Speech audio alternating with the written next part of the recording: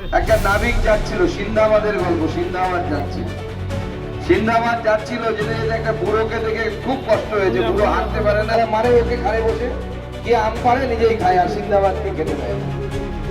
তো পশ্চিমবঙ্গের অবস্থা, পশ্চিমবঙ্গের তৃণমূল কংগ্রেসের অবস্থা ওই সিন্দাবাদ এবং বুড়োর মতো হয়ে গেছে। পশ্চিমবঙ্গের ঘাড়ে তৃণমূল কংগ্রেস নামক ওই বুড়ো বসে আছে, ওকে তাড়াতে হবে, তাহলে আমরা খেতে পারবো, জনগণ খেতে পারবে এবং জনগণ বাড়বে। জনগণের খাবার এরা চুরি করে খাচ্ছে। আজকে 58 শতক জমি, এই স্কুলের জমি দখল হয়ে যাচ্ছে, সেই জন্য আমরা প্রতিবাদে এসেছি। রাজ্য জুড়ে দুর্নীতি, জেলা প্রশাসনের স্বৈরাচারী ও পক্ষপাতিত্বের অভিযোগ তুলে গঙ্গারামপুরে বিক্ষোভ সভা বিজেপি। মঙ্গলবার গঙ্গারামপুর কালীতলা শিশু উদ্যান সংলগ্ন এলাকায় বিজেপির পক্ষ থেকে এই বিক্ষোভ সভার আয়োজন করা হয়, যেখানে উপস্থিত ছিলেন বালুরঘাট লোকসভা সাংসদ সুকান্ত মজুমদার, জেলা সভাপতি শরৎ চৌধুরী, বিধায়ক সত্যেন্দ্রনাথ রায়, বিজেপি নেতা গৌতম রায়, অশোক বর্ধন, বৃন্দাবন ঘোষ সহ অন্যান্য বিজেপি কর্মীরা। এই দিনের এই বিক্ষোভ সভা থেকে রাজ্য সরকারের বিরুদ্ধে একরাশ ক্ষোভ উগরে দেন বিজেপি নেতৃত্ব।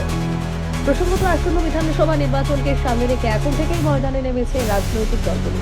ইতিমধ্যে রাজ্য জুড়ে বিভিন্ন রাজনৈতিক কর্মসূচি গ্রহণ করেছেন রাজনৈতিক দলগুলি। সেই মতো মঙ্গলবার গঙ্গারামপুরে এক বিক্ষোভ সভার আয়োজন করল বিজেপি। দখল করে সেটা দাগ নাম্বার সমস্ত কিছু পরিবর্তন করে বিক্রি করে দিয়েছে।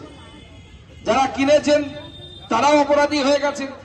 পুলিশের কাছে আমাদের জেলা সভাপতি এবং বললেন যে আমরা গিয়ে কমপ্লেন লিখিয়েছি, পুলিশ কিছু করেনি।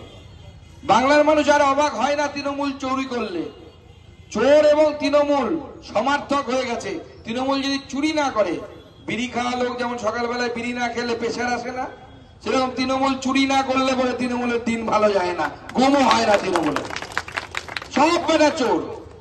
আপনি বলবেন যে কি বলছেন দাদা, আর তৃণমূল সবাই চোর, বলে একজন বাকি আছে যে চুরি করেনি বলুন। কেমন একজন নেতা বলুন তৃণমূল কংগ্রেসের যাকে লোকে সম্মান করে?